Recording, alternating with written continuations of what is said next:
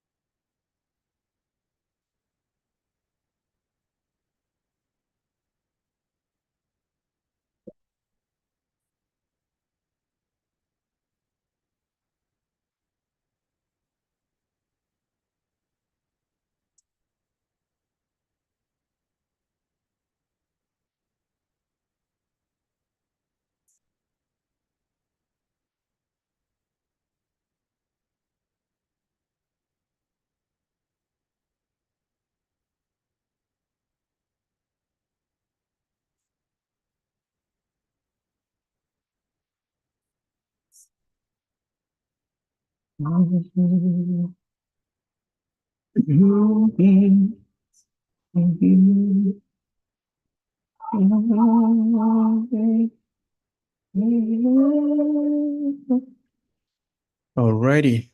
Good morning, good afternoon, good evening, wherever you find yourself today.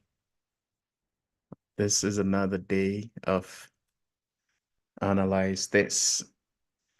And I believe that we are going to have another very impactful discussion, as we've always done.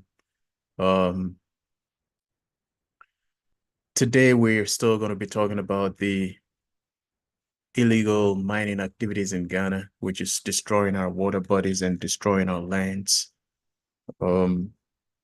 We of African Circle leadership are also going to put up a petition to the kings in Ghana to rise up and do something about the situation. We're going to plead with them to use every legal means at their disposal to fight this canker going on in the country so we can save our land. It needs saving. Ghana needs saving. It's gotten to a point where we cannot keep silent any longer, but to do what it takes to save the land.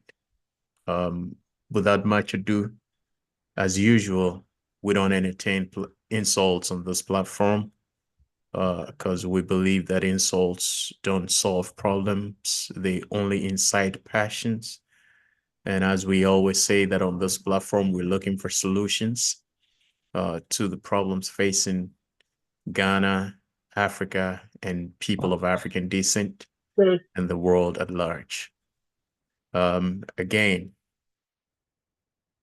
as usual, creativity and inventions are not by the color of one's skin, but by an educated mind. Creativity and inventions are not by the color of one's skin, but by an educated mind. We just started a program that was yesterday, the last night, and we were talking about the mind and all that stuff. It is very, very important that you share these programs and invite other people to be a part of the programs, because we are trying to unblock and deconstruct the negative structures we have erected in our minds, which is preventing us from seeing afar and seeing what we're supposed to see to move us to the next level. And we want to break that cycle of mentality. So it's important that we all come together and share ideas and learn to better ourselves so we can transform our communities, our nations, our continent, and the world at large. Alrighty, without much ado, Prof just joined us. So, Prof, introduce yourself and your opening remarks, and then we'll zoom in into the discussion. Yeah, Nana, good afternoon. Good afternoon, all our people across the globe. My name is Kojewa from Pong, and I'm also here as a co-pilot. I'm really, really happy to be on Afroweek Media today. With problems come opportunity, and the future is made today. What kind of society do we want to live in? I will always ask that question. And the kind of programs that we put in place today will ultimately determine the kind of future that we will have in the coming years. So, how are we educating ourselves? How are we um, associating with the right kind of people, with the right kind of uh, different countries, with the right kind of intellectual discourse? What do we do on a day-to-day basis that makes us feel that tomorrow will be better than today? It doesn't happen by magic. It happens by conscious effort, and that's one of the things that we have sort of disconnected from when it comes to us as African uh, people and as African societies. It is not going to happen by magic. It doesn't happen to us. We have to make it happen. So, what kind of society do we want to live in tomorrow? Needs to be built today. The kind of infrastructure, the kind of human connections, the kind of educational structures, and other things that make society what it is built by the individuals within that society. Nobody else is coming from anywhere else to do that for us. And it's time for us to recognize. Thank you. Thank you so much, Prof. I like your statement. What kind of society do we want to build? What kind of society do we want to build? It is very important we know the kind of society we are or we desire to build as a nation, as a people, as a continent. Because until we know what kind of society we want to build, we'll be running around in circles and we'll not even know what we're supposed to be doing to build this kind of society we want to build. With that being said, yes, I want to start by, Prof, commenting on the data you sent me today. Um, my concern with that data, these are my concerns. I might be wrong, and the data might be accurate. But my concerns with that data is the fact that these water bodies have been destroyed for quite some time. And the reason why I have some issues about the data is the fact that what about those who were doing it without going through the legal means of obtaining the licenses for them to be documented, and they were still messing up the water bodies and destroying our lands? Because you see, that is why we need to devoid this discussion of political affiliations in politics. Because when we do NPP, NDC, CPP, whatever, it is not going to help. Again, it is not going to help our country. Just as it was said in Parliament that we can argue over who destroyed the water bodies or who destroyed the land first, or whose contribution is more than the other. You know, because I want to believe, I want to believe that some of the people were not captured in that data, and they were in there working and destroying the water bodies. So whether it's 1,500 or it is the 57, I personally have a problem with that data, Because I know people would do stuff in the name of political parties and will go scot-free. Nobody would even dare to question them. And I want to believe, again, I would love to be proven wrong, but I want to believe that the data does not capture everybody involved in that activity. There are some people in there who are not captured, who are doing havoc to our land, who are doing havoc to our river bodies. So that's my only concerns. These might be the only ones captured, but I don't think that's the only, or these are the only people involved in the activities of the Galamsey or illegal mining within. I mean, there's a country where somebody can get up and do something in the name of a political party, and nobody even dares to question or bring this person to book. So that is my only problem with that data. I don't know if you have any concerns or anything to say about that as well. My first look at the data, my reaction was the vast, vast, vast difference in where we were 20 years ago and where we are today. That was the thing that shocked me. And it got me thinking about why was it so necessary to have more than 1,000 uh, leases and, you know, permits given to small scale miners when we have been consistently told that even those that were already in the system, we were not monitoring and we were not controlling.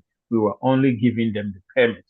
So why are you giving more permits for something that is causing such devastation in mind you, this problem didn't just come up 5 years ago. It was a central political discourse about 15 years ago, and it formed a central theme for why the NDC lost power. And somebody said he was putting his presidency on the line for this particular issue. So how do you go from a few hundred to 1,000 and over within that space? That was my biggest problem. Right. When it comes to the people not captured, of course, Nana, of course, you know how our societies work. This is the tip of the iceberg. These are the officialized people with permits. But I want you to look at it from this perspective. When we have 100 and 200 more people are undocumented on it, compare that to when we have 1,000 and imagine. Because when we have 100 and about 200 people go in there, we can actually verify that they are not part of those that we have given the permits to. But when we have 1,000, you sort of open the floodgates. Because if you can't control 100, how do we control 1,000? So right now, there are a whole lot of people within the system who have no right to be in there. Because even those who have rights to be in there, we are not controlling, we are not monitoring. So that was my problem. So as to the numbers, these numbers are just what is on paper. We know what is in the system is much more than. That brings me to something that I was discussing with my younger brother. His friend was in Canada as a student and he wanted to get the Canadian driver's license. And so he told them he's been driving and gave them his Ghanaian uh, driver's license. And the Canadians found out that it was fraudulent. And this guy has the risk of being deported for having a fake Ghanaian driver's license. Mm. So my question comes back to what you are talking about. How many fake Ghanaian driver's licenses do we have in our system? How many fake, so many other? That's why people don't respect us.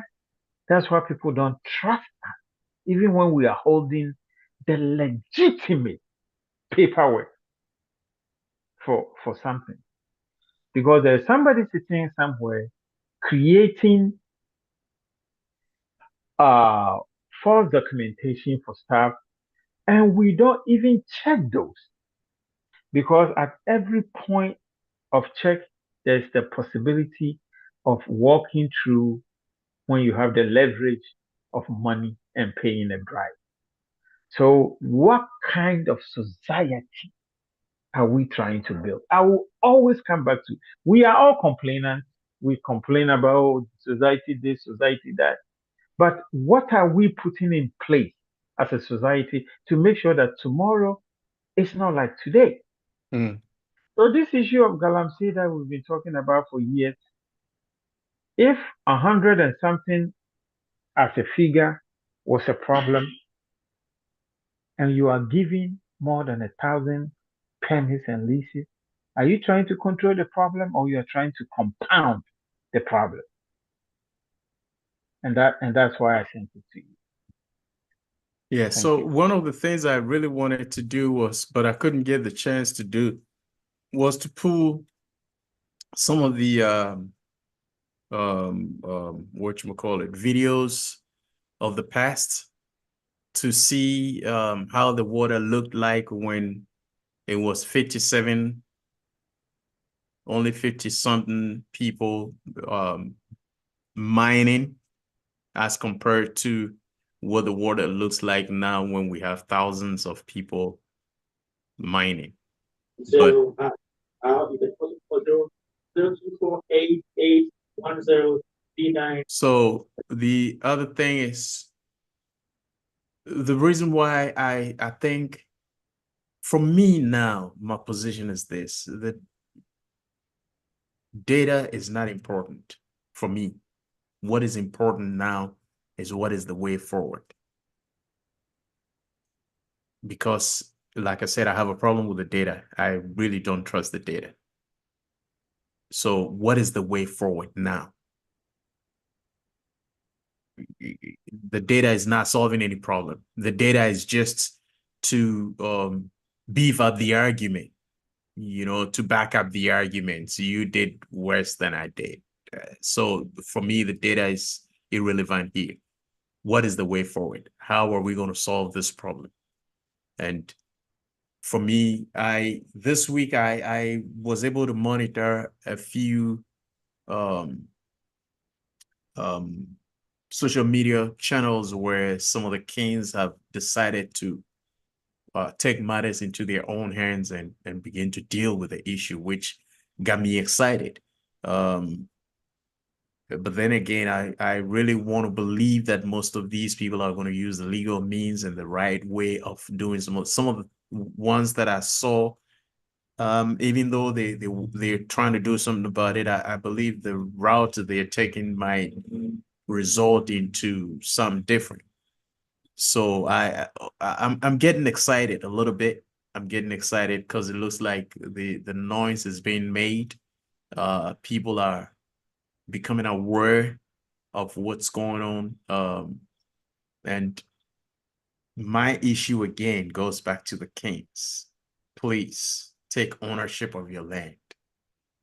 Take ownership of your lands. Those who are involved in the illegal activities or in the denigration of the land, they have paramount kings who can dethrone them. If that is the way forward, let's take that action. Because at the end of the day, if you are a custodian, you cannot mess up. I mean, what would be said of you if you cannot preserve what has been handed over to you in trust for another person? I don't know what will go on in your mind for you not to. Personally, when I go to borrow somebody's stuff, I tend to be extra careful with that stuff than even when I know the stuff is mine. Because what story are you going to tell that I broke your stuff? How did you break it? I have had the stuff for years. I didn't break it. You came to borrow the stuff for some few hours, you broke it. So my plea and my concerns, let me say my plea is to the kings in Ghana. Please take ownership of your lands and your water bodies. And I'm pretty sure by this week we would have our petition ready and we would do justice to that as well. Because as much as we are also talking about it, we also want to put in our 2 cents, because every little noise is needed at this time. Every little um, discussion is needed at this time to salvage what is left of our lands and our water bodies. And what saddens me again was last week, or yeah, this week, we're still in this week. I got to know that it was not just the eastern and the central, the western, is it central region, and some parts of the Ashanti region, but it is nationwide, from the north to the south, from west to the east. This craziness is going on. I was listening to interview by the journalist who said he got calls from people from even the north and from areas where he didn't even ever dream of having gold mines or having gold deposits. So we really want to plead with the kings. This is a land of your birth, and you have pledged to keep these lands in trust for posterity. We want you to do just that. If somebody comes over with a license to mine, it's either you make sure whatever the district environmental, whatever agency office within your jurisdiction is doing its work by going to inspect and going to make sure that the right thing is done, or whatever you have to do to make sure the right thing is done within your jurisdiction as a king. We believe that is part of your responsibilities as a king. Please, let's do that until the government comes out with a blueprint to solve the problem. Somebody was calling for a halt on all mining activities, be it legal or illegal, to start with, so we can look at the issues and move forward. That is somebody's suggestion. As to whether it's right or wrong, I believe that those who know better can tell. They can put heads together. They can put people together to come up with a blueprint of how to solve this problem. Not politicians, but technocrats, people who know what they're doing, people who know what they're saying, people who understands the laws of the land. If I talk about laws, I'm not talking about the laws in our status books. I'm talking about the natural laws of the land. Like what Prof was trying to educate us the other time about how to bring this whole ecosystem back to normal. And even if we can't get it to 100% back to a certain point, to a place of sanity, these are the people we need on board to put their heads together and put a blueprint together so we can begin to reclaim our lands and our water bodies. Alrighty. We have Lady Pastor Margaret with us. I guess we will say baby I koda and run and they say koda hope you, because we are lucky to have a special guest with us. So Lady Pastor Margaret. I see. Thank you You're for the welcome. How are you opportunity. doing? So I'm be a special guest. Anyway, I'd always want to be on, but I was occupied with some series of I know. examinations. So We understand. thanks be to God, today I'm on break, so I am privileged to be here, and I want to say thank you to you, Nana Ose Bonsu Jr., our executive director, and then Prof. Kujewa Frimpong for always holding the fort and then the heads up. Um, it is very devastating.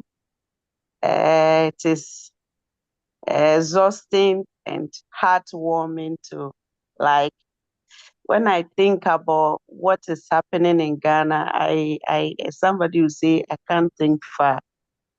Because growing up, I grew up in Seshi, where we had cocoa trees and all these heavy forests, reserves and stuff. And those days, that's back in the 80s to early 90s. I mean, there were mining activities all over. But as young as that time, the water bodies were not destroyed. So I find it very difficult to understand why our water bodies are destroyed. I'm in Ghana, and apart from the Greater Accra, according to the researchers and the people who are more and well to know, who have the expertise in that and on our environment and what we expect to know in when it comes to Ghana and our livelihood and everything that concerns us, is the fact that it's only 3 regions out of the 16 that these activity is not going on, the Galamsey activity. Hmm. So at the moment, the only river that is not touched, I want to even assume that very soon, within 1 week or 1 month, it will even be touched. Is the Volta region, Oti region, and Greater Accra. These are the only 3 regions in Ghana which is free for now. Even free, I don't know. We can't be certain. And the only river is Volta River. So all the other rivers are destroyed, right from the north through Sunyani to Kumasi to Western and Central. Even when you go to the Western, Shama district or somewhere around the Western region, you see part of the sea had become muddy. You can't even see the colors of the sea. So this thing, the last time we're having a conversation behind the scene, and I was talking about this is not just Ghana.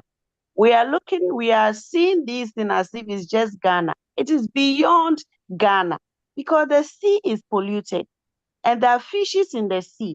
Yesterday I was watching the news and fishermen were crying from Takoradi that even where the sea is polluted, when they go to sea, they can't get fishes to catch. And that is very serious. I mean, Accra, I was discussing with my children that this thing, many people think because we are in the center of Ghana, that is the capital city, Volta or Oti region, we are not affected. But mind you, even the food we eat comes from the villages. A lot of the consumption, the cassavas, the yams, and all the other foodstuffs, they are transport from the villages to where the galamseys are happening heavily to Accra. And yesterday I was listening to a program where one of the renowned doctors in Ghana, Dr. Bote, they were talking about an orange which have even mercury in there, and I think 2 other substances. So 3 substances in an orange that we consume. And so it's not just where we see the water bodies being muddied, but this thing is national and to an extent international when we want to talk about the sea that is polluted. And for me, when this country, when just about few people, less than 20, had COVID in Ghana, and the whole country was shut down for 2 weeks, less than 20 people, this whole country was shut down because of COVID. And we went to lockdown. And this is a situation where almost 90% of our water bodies has been destroyed. And we are asking the people we voted for we gave power to manage our affairs, to take care of our country, our livelihood, and they are still there telling us that they have formed some committee. So committee, by the time the committee do their work, what if all of us in Ghana, everyone is dead and gone? So what will be the effort or the use of that committee? I would think that at this crucial time, where I understand that what is happening to the environment and the water bodies is I've forgotten the word. It is suicidal or something. They use a word. When I remember, I will mention it. I was expecting that our president, the constitution gives him the power to declare the state of emergency. So at least he could have just stopped all kind of mining, be it legal or illegal, whatever. Because when I understand that when they go to do the legal, sometimes they don't cover the pits, and then these illegal people also go in there and do whatever. So at least declare a state of emergency for at least 1 week whilst the committee do their work, so that there can be some solution, so that people will know that what is happening, it is serious. As a mother, I feel pain to hear that my fellow woman is gone to the labor ward and it just loses their life. I feel pain to see my fellow woman give birth to a baby and the half of the mouth is already is missing. I can't understand why somebody should go through pain for 9 months and give birth, and the child has 2 heads, and then some have 2 fingers, some had 14, 12 fingers. I just can't understand that situation. And as I said from the beginning, I grew up in an area where mining activity took place. Growing up, the water bodies were nice. You could see the hole where they do the mining. So usually when we are going to school or going to the cocoa farm, they will tell us not to get close to the pit, because when you get close, you can fall into it. You can't see, then you can fall. But yes, those times the water bodies were good.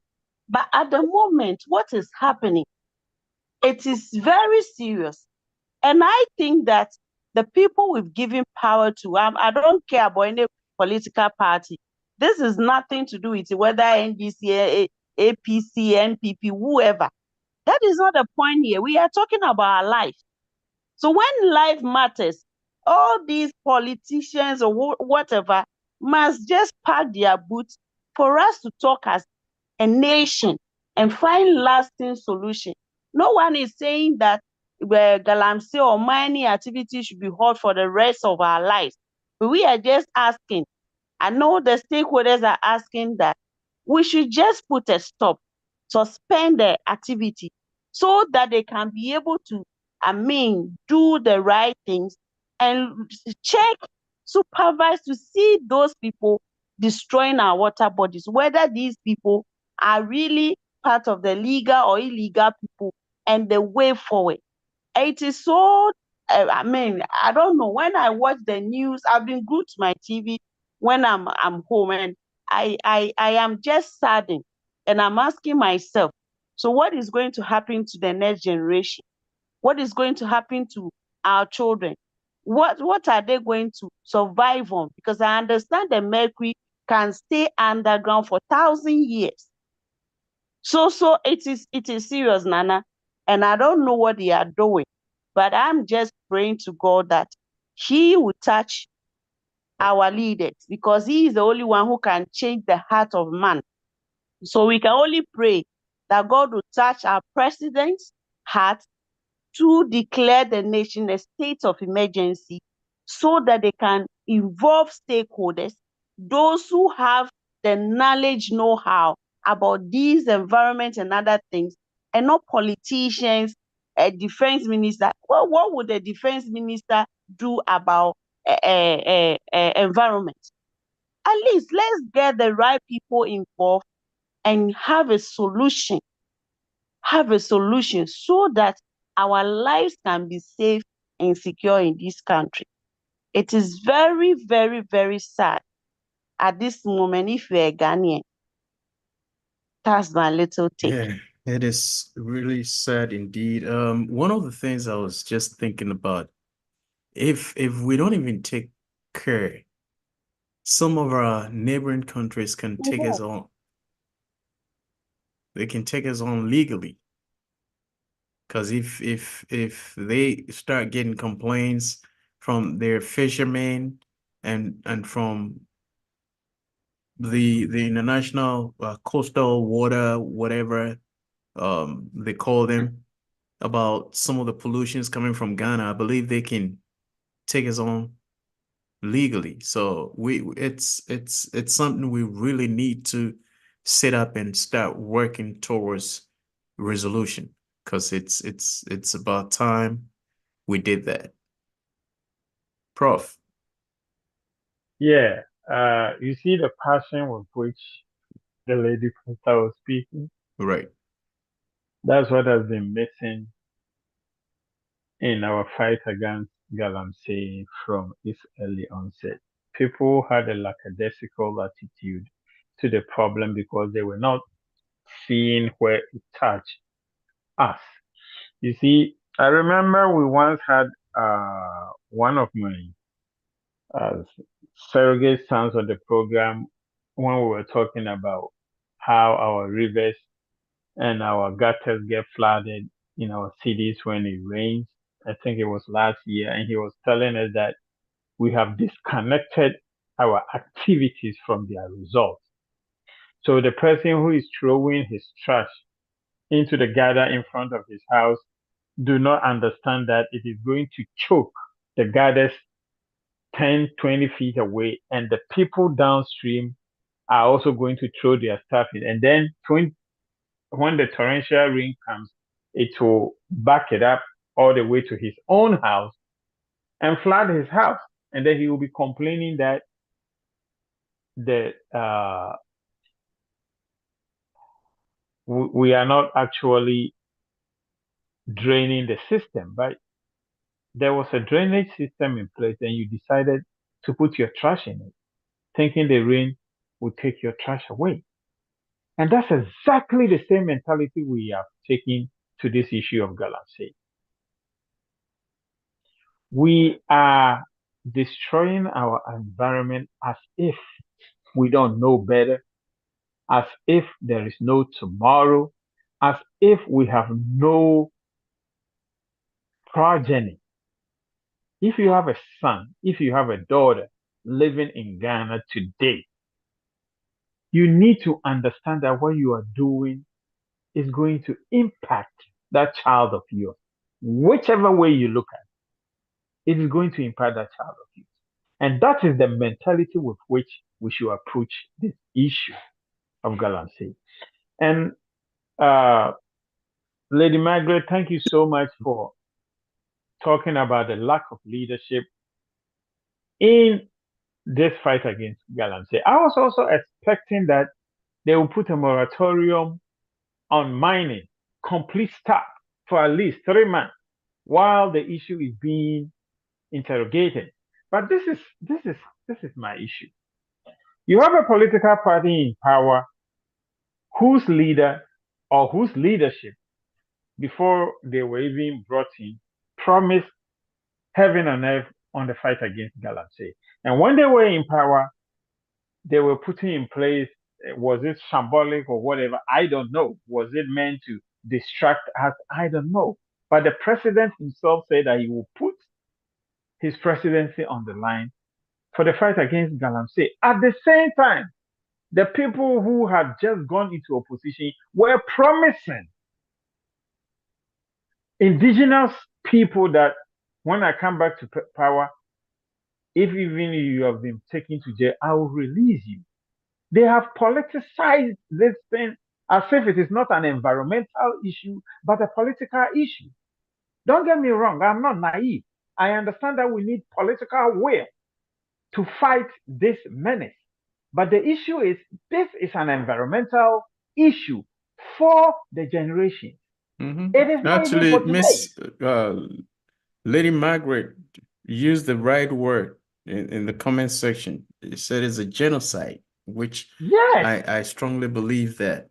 Yeah, yes, it's a it is. generational genocide. Mercury poisoning is going to make sure that your baby that is born tomorrow is going to have genetic defect. It is guaranteed. It is not something that we are now researching. That is guaranteed. Last week I was telling you that when these phytoplanktons and smaller vegetations within the rivers are eaten by the smaller fish, it progressively gets concentrated as you move up the food chain. And guess who is going to eat the fish? Human beings. And we don't even have the systems in place, like our FDA, to check the fresh fish that we catch. When somebody catches fish in Takrade and brings it to the market, we don't even check it. We don't. So the onus is primarily upon us to make sure these contaminants don't get into the system in the first place, because we don't have a robust check and balance system in place to make sure that the after effects don't get back to us. As always, go back to our idioms. And yet da obeto bo etwa fraw na mpafe besi. To wait. It is not the day that you are able to throw a stone across the Volta River that you are going to get pain in your sight. Oh, It takes I time. thought it's talking about some fish in the river No, getting. Oh, okay. no. The Okay, so force, when you swing yes, the with the force with force which can you okay, try okay, to okay, throw okay, that okay. bone, you are going to break your ribs. And even if you don't feel it today, you are going to feel it a few days later. Right, And right. it's going to be a chronic pain because you broke your ribs. Don't even try to throw a stone across the lake Volta. It is impossible to do that. And that's Okay. what we are doing. We are so ignorant of the after effects of our actions. We then blame witches, we blame gods, we blame whatever. After we have done what we shouldn't do collectively as a society. So, yes, I was expecting the presidency to say, you know what, this thing is getting out of hand. Stop. Put in place all these measures of control, But scrutiny. do they even have measures of control available as of now? They don't. All they are doing is giving licenses. So again, as we're talking, like I said, I'm beginning to feel that these, if we don't take care, this is going to be escalated to the next level where our neighbors can even take us to court. I am surprised our neighbors have not taken it to court yet. I'm surprised. One of the programs that I was following, there's this man who really understands the mining. He says he's been to nations across the world that do the mining, and he was uh, very, very surprised that looking at the carbon imprint and the international protocols around deforestation. He was surprised that the embassies in Ghana are not even talking about it. The foreign embassies in Ghana are not You know talking about what? Those people, I don't care about them because they don't care about you. it. Nana, this is where I am talking about the fact that we have decoupled our future expectations from our actions today. Mhm. So somebody What? from Netherlands, the Netherlands embassy, why would he care about you if you don't care about your stuff? You know, and that's exactly what the Remember Chinese what the exactly. I was ambassador going to said, say you know, exactly because that. I mean, you don't care about your land. Why should I care about your land? That's My exactly children the don't. point. Yeah, my children don't live here. They are not going to suffer the consequences. Right. I mean, if downstream, maybe 100 years from now, maybe, but I don't care about that. You are going to suffer 10 years from now And the by embassies importing. can import water, they can import food for their people in the embassies, even if Because they've not started already. your people are going there to apply for visas. They will use the money that you give them Of course. to, yeah. So the The issue embassies is in really, Africa makes chunks of money. They make yeah, chunks of money. millions of dollars Yeah. because our people are fleeing. You see, so the onus is always on us. So kudos to the chiefs, to the queens, to the kings who have made it a clarion call to call on their subjects to resist. Because right now, the issue is an issue of resistance. It's not an issue of control. It's not an issue of guidance or whatever. They should resist the central government because it's been proven that those people who are orchestrating this galamsey are the very people who can stop it. So if I am benefiting and I have no incentive to stop it, why would I stop it? And that's the reason why from the NDC to the NPP back to the NDC to the NPP, this problem had not been solved because That's it is. why I said first, I have a problem with that data. Secondly, we need to devoid this discussion of political parties because they don't have solutions for us. You can say that, and I'll totally agree with you. But until the chiefs and the people put the pressure on the political Yeah, parties, yeah. the issue is very political. They It have is. It politicized. is. Yes. Definitely, it If is. if But if when we somebody, want solutions, we cannot look up to them for solutions. It has no, to we be can't. the pressure from somewhere to make them do what is needful. Yeah, because You know, as of if now, we, like you were saying, there should be a blueprint as to how we were going to resolve this issue, but I doubt if they got one as of now. they are not, look, everything they have announced within the public space is cosmetic treatment. And they announce it to keep people quiet so that they can go back to doing it. If the Ashanti regional chairman of the NPP can sit on his private television and radio and brag about how much money he's making out of Galamsey, and don't get me wrong, I am somebody who has so much respect for our traditional institutions, but this guy gets admitted into the Otum Force Palace for a political program. So how do you tell me that this guy is going to stop what he is doing? He's not going to stop. Yeah, The you got a point. presidency is not going to stop him. He gets invited to the most precious places within our communities, to go to the churches, to go to the palaces, to go to, so, and me and you have discussed that we don't want this to devolve into vigilantism because it is an ad hoc way of fighting something and it will fail.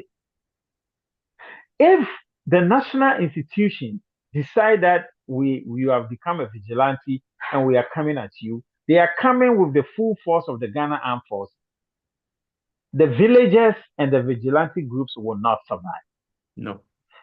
That's why I'm saying it is still a political issue. We need to force these politicians to have the political will to stop this menace, whether they want it or not. So we are between the sea and a hard rock. We cannot completely say they need to be removed from the system because we can't. but we need to force them to change course.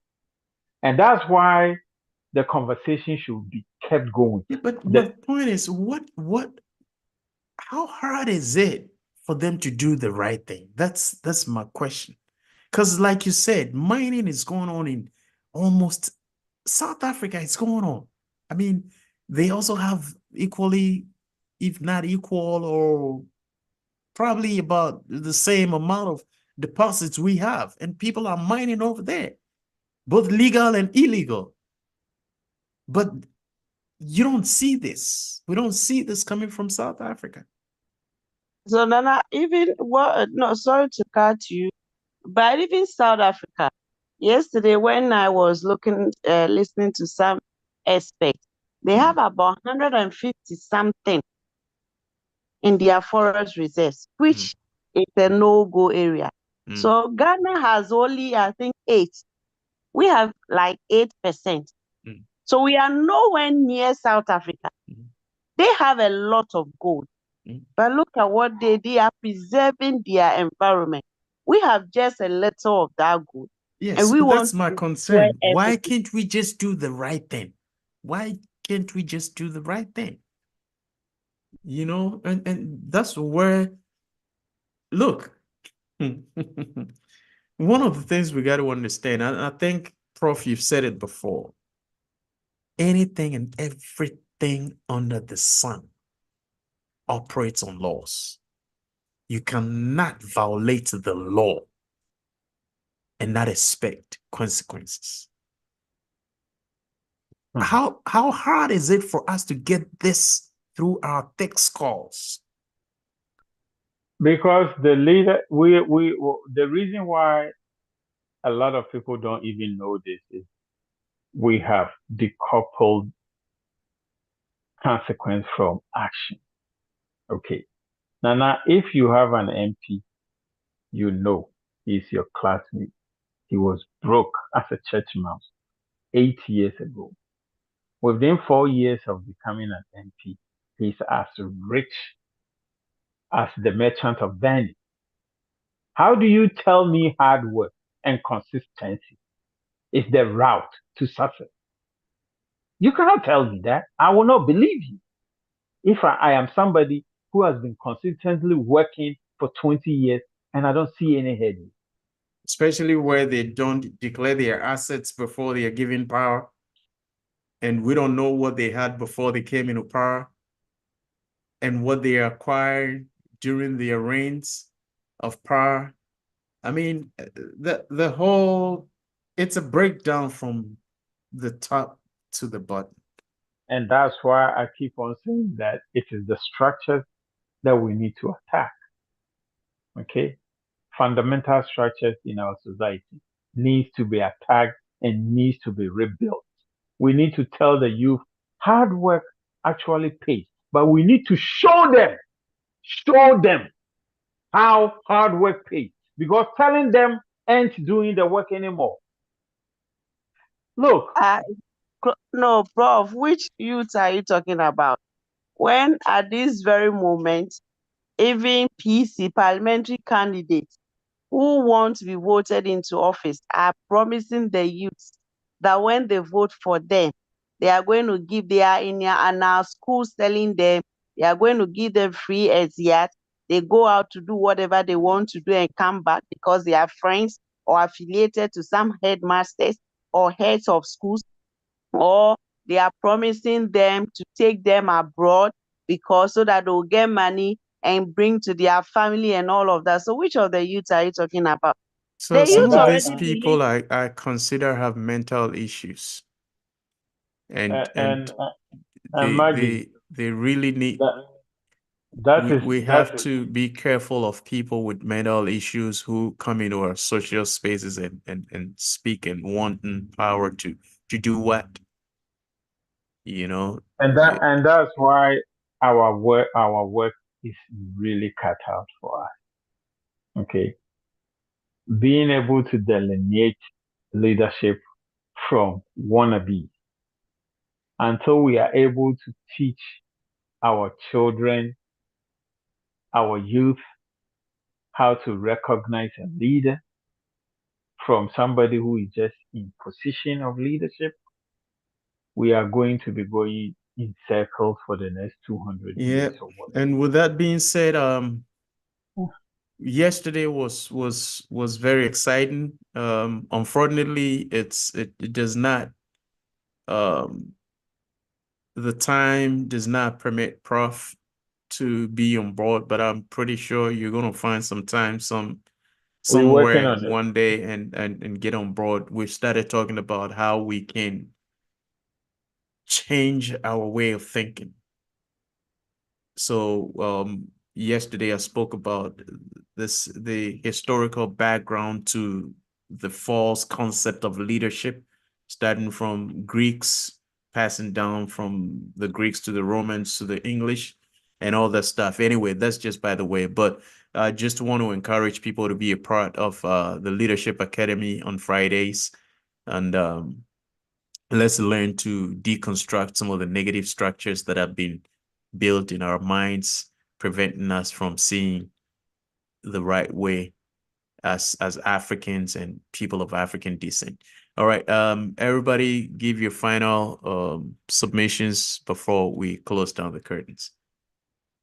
So maybe Lady Margaret, if you want to go. Well, I just want to say that this is a national issue, and so I would plead with everyone to handle it with care. It should be devoid of politics, so we can find a lasting solution, because this is a genocide, and so I am even scared as a mother. So I think everyone should be scared for their life, so that we can come on board, everyone coming on board to do what is expected of us in Mother Ghana. Thank you. Thank you, everyone coming on board to do what is expected of us from Mother Ghana, which is very important. All right, Prof.